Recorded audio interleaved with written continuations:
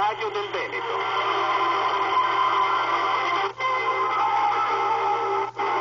I NAS di Padova sequestrano 49 kg di sostanze destinate a preparare una tonnellata di anabolizzanti, 11 arresti e sempre i NAS mettono in manette 5 padovani per una truffa alimentare. Quindicenne molestata da 2 anni si ribella e fa finire agli arresti domiciliari un uomo, è accaduto nel Vicentino. Numeri da record sinora per il Vinitaly di Verona, 50.000 visitatori in 2 giorni, il 5% in più rispetto allo scorso anno, gli stranieri sono il 30%. Calcio, derby Veneto in Serie B oggi pomeriggio al Bentegodi tra Verona e Vicenza, un invito alla correttezza e al senso sportivo è stato lanciato dalle 2 società.